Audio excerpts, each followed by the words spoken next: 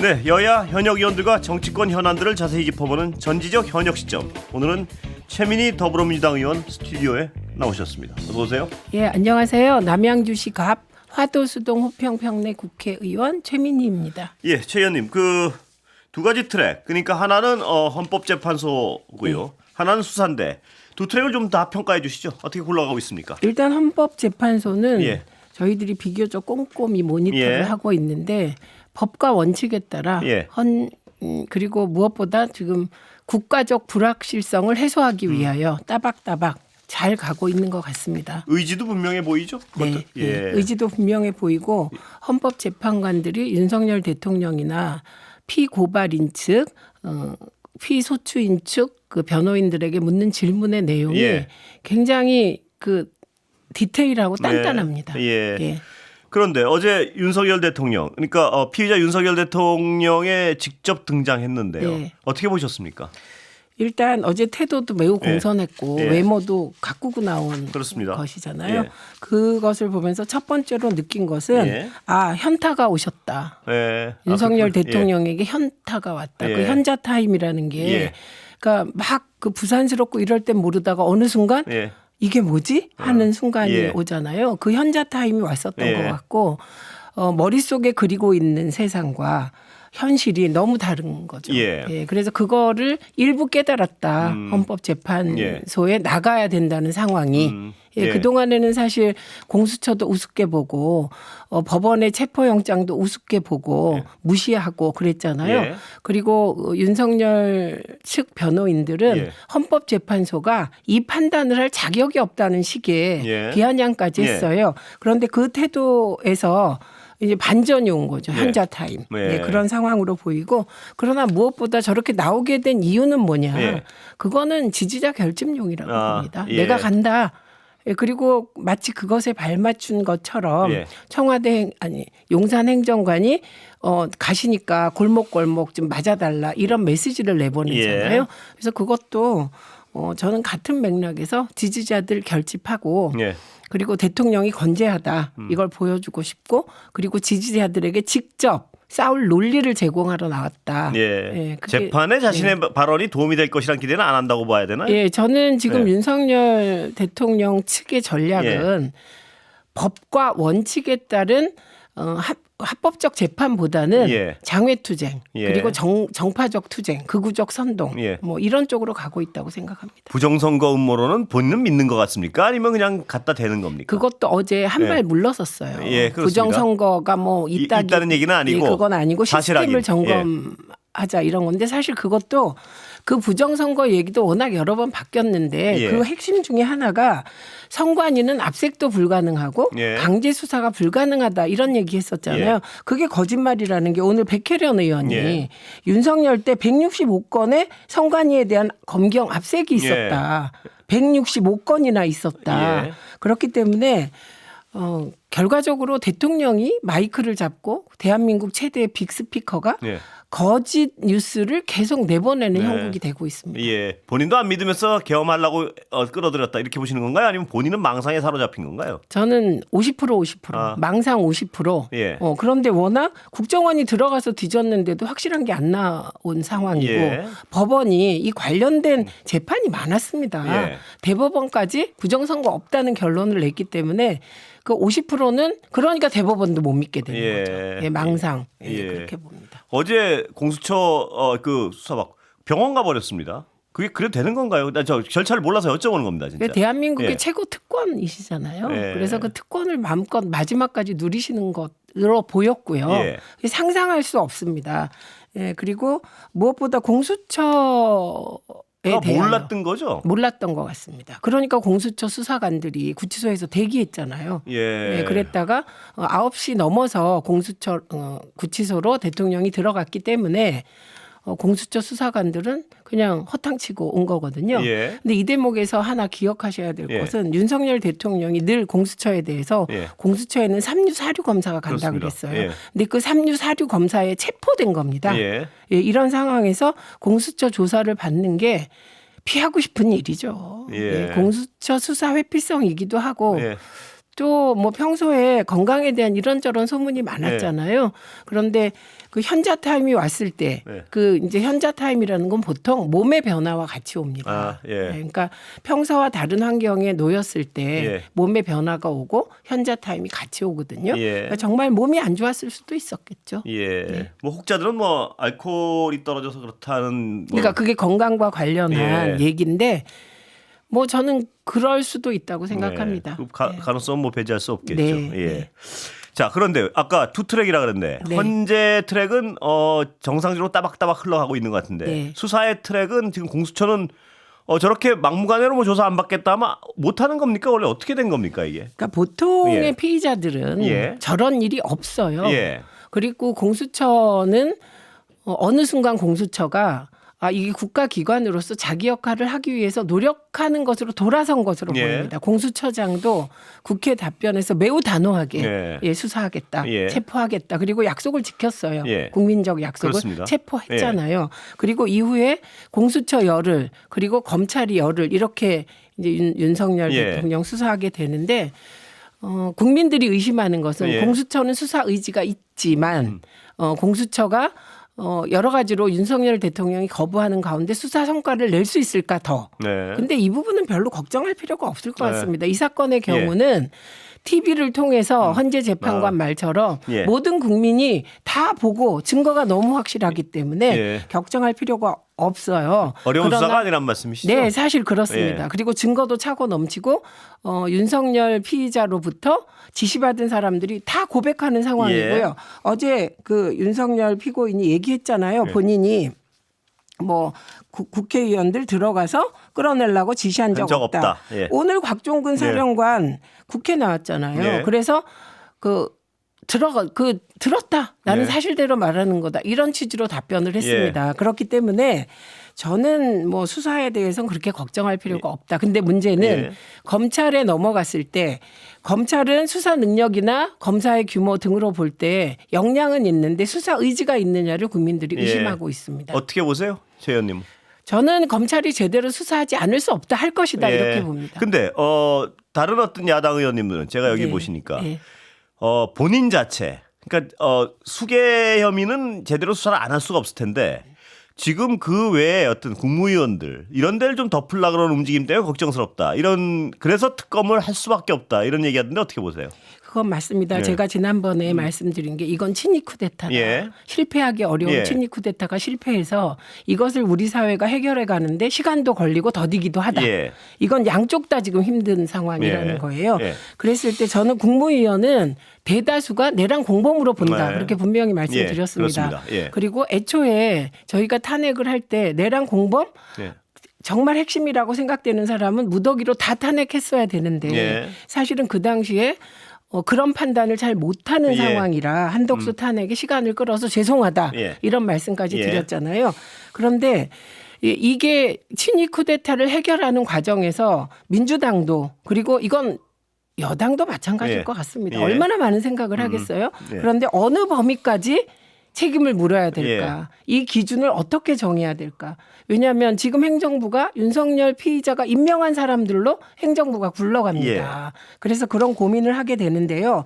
저는 이 국무위원들이 소위 비상계엄에 가담한 정도는 자명해질 것이다. 스스로 드러낼 것이라고 봅니다. 그런데 스스로 비상계엄을 반대했고 그러면 이 비상계엄과 내란을 종식시키려는 흐름에 저는 발맞춰 가게 될 것이라고 봅니다. 그렇기 때문에 특검은 하게 될 거고. 특검하게 됩니까? 특검은 하게 될 거라고 봅니다. 이번에 최상목 대행이 거부권을 행사하더라도 특검은 갑니다. 어떻게 합니까? 왜냐하면 특검하게 되면 가능성은 첫째는 이제 거부권을 행사하면 제2에 들어가잖아요. 근데 사실 이번에 민주당이 낸 특검 법은 오히려 민주당 지지자들과 확실하게 내란을 종식하길 바라는 국민들이 보기에는 저렇게까지 양보하면 저건 이름 바꿔서 국민의힘이 냈다 그래도 똑같아. 이럴 정도의 특검법이거든요. 그렇기 때문에 저게 제2 요구 들어왔을 때 사실은 제2에서 통과될 가능성이 높아집니다. 대여섯 명이 이건 너무하지 않아? 할 가능성이 있어 보입니다. 이것도. 그렇게 보시는군요. 그리고 만약에 제2에서 부결되더라도 또 합니다. 될 될 때까지 한다. 합니다. 최상목 대행은 어떻게 계속 갑니까? 어떻게 합니까? 저는 그때 기준을 예. 말씀드렸어요. 오늘 관련하여 그 마은혁 재판관 관련한 권한쟁의 심판이 오늘 있었습니다. 헌재에서. 근데 굉장히 인상적이었어요. 그거 쭉 보시면 헌법 재판관들이 어떤 사람인지를 알게 해줍니다. 보수 진보를 떠나서. 핵심은 법에 여야 합의라는 것이 있느냐. 법적 구속력이 있느냐가 쟁점이잖아요. 그런데 법적 구속력 없다고 얘기하더라고요. 거기서 관행을 얘기했는데 그런 관행은 법적 구속력이 있느냐 없다고 그 최상목 측 대리인이 얘기하더라고요. 그래서 마지막에 어떤 질문까지 했냐면 만약에 헌법재판소에서 인용이 되면 임명해야 되는 거 아시죠? 라고까지 질문했습니다. 이정미 재판관이. 그랬더니 네라고 답을 했고요. 그리고 김영두 재판관 같은 경우는 여야 합의 기준이 뭐냐 당신들은. 그래서요. 그게 굉장히 눈길을 끌더라고요. 그래서 그게 12월 9일 날 박찬대 원내대표가 2명을 추천해서 국회의장한테 공문을 보냈고 그리고 같은 날 추경호 원내대표 시절이잖아요. 그때 추경호 원내대표도 1명을 추천해서 국회에 보냈다. 그리고 이 사실을 확인했는데 이거 이상의 더 여야 합의가 어딨냐라고 물었어요. 그랬더니 대행 쪽에 그 변호인이 뭐라고 얘기했냐면 사실 마은혁 후보 자체가 뭐 법적 결격 사유도 없고 도덕적 결격 사유도 없다. 헌법재판소장과 연계해서 논의하다가 이렇게 그렇습니다. 됐다라고 답을 했는데요. 그분은 정말 설득력이 없었습니다. 네, 그래서 마은혁 후보자 같은 경우는 뭐 여러 가지로 준비된 헌법재판관 같아 보였고요. 그런데 이런 과정을 겪어서 저는 동병상련 비슷한 마음으로 빨리 임명되길 기대합니다. 뭐 최 의원님 설명해 주셨지만 제가 볼 때 제가 느낀 거는 하여튼 당신이 무슨 기준으로 누구는 합의됐다고 판단을 하고 누구는 있었죠. 합의됐다고 판단을 안 하고 그걸 마음대로 하는 게 어떤 법적 기준이냐 이렇게 묻는 거 아니에요. 계속 기준을 물었는데 답을 못했습니다. 거기엔 대답을 할 수가 없겠더라고요. 제가 보니까. 결국은 헌재에서 물어본 그리고 국민들이 의아했던 그 민주당이 2명을 했는데 1명은 여야 합의가 됐다고 보고 마은혁 재판관은 안 됐다고 보는 기준이 뭐지? 민주당도 제일 먼저 그걸 물었어요. 우리가 2명을 추천했는데 왜 1명은 여야 합의가 됐다고 하고 1명은 아니라고 하냐 이런 적이 없는데. 헌법재판관들도 똑같은 의문을 가졌던 것 같아요. 이건 아주 상식적인 의문이었던 것 같습니다. 언제 나옵니까 결과? 지금 보시기에? 빨리 할 것 같습니다. 빨리면 보통, 언제입니까? 보통 일주일 뭐 이렇게 얘기하지만 저는 더 빨리 판단하실 수도 있겠다. 오늘 분위기로 봐서. 그래서 이제 김영두 재판관이 뭔가를 많이 물었고 다른 재판관이 추가로 뭔가 물으려고 하니까 그 주재하시는 분이 그럴 필요가 없겠다고 하고 끝내더라고요. 아, 그래요. 대통령 탄핵 심판은 어떤 분들은 2월 얘기까지 나오던데. 최 의원님은 2월 보십니까? 3월 보십니까? 저는 3월 초로 보는데요. 이 3월 초가 그냥 3월 초가 아니라 헌재에서 말씀하신 이 재판을 하겠다는 그 프로그램, 그거 날짜와 그다음에 어쨌든 자료는 최종적으로 잘 봐야 되고 대통령 탄핵 심판의 그 판결문은 꼼꼼하게 갈 것 같아요. 연구관들도 그렇고. 그래서 그런 시간을 좀 합치면 3월 초에 결론이 나오지 않을까? 3월 초. 저는 그 프로그램을 보면. 자, 지금 윤석열 대통령은 모든 혐의를 부인하거나 부인할 수 없는 혐의는 떠넘기거나 이게 둘 전략이 아주 분명해 보이는데요. 네, 그렇습니다. 지금 그 행위와 서부지법원에서 벌어졌던 그 폭도들의 난동과 연관이 돼 있다고 보십니까? 저는 돼 있다고 봅니다. 이게 직접적으로 조직적으로 컨트롤 타워가 있어서 너는 극우 유튜브에 나가서 이런 말도 안 되는 걸 내보내. 너는 뭐 서부지법 폭동을 해. 이건 아니지만 우선은 대통령이 박근혜 대통령 때 경우는 박근혜 대통령이 내가 이러려고 대통령 됐나 자괴감이 든다고까지 했는데도 헌재 심판할 때 그때도 사람이 4명이나 죽었어요. 그러니까 이거는 그 지지자들에겐 굉장히 가슴 아프고 충격적인 일이거든요. 근데 지금은 윤석열 대통령의 경우는 굴복하지 않아요. TV로 우리가 다 봤는데도 그냥 야당에게 경고하려고 한번 해봤다. 이런 태도잖아요. 그렇게 하지 않으면 지지자들이 움직일 거리가 없잖아요. 억울한 대통령으로 만드는 전략이거든요. 그리고 사실은 사람의 심리가 누구든 일단 윤석열 치하에서 우리가 되게 고생을 했다. 그래서 탄핵을 해야 된다라고 속으로는 생각하지만 막상 탄핵이 되고 나면 동정론이 생기는 거거든요. 그 동정의 정도는 지지 정도에 따라 다르니까 지지자들이 우리 대통령은 억울해. 저 탄핵은 민주당이 한 말도 안 되는 탄핵이야. 불법 탄핵이야.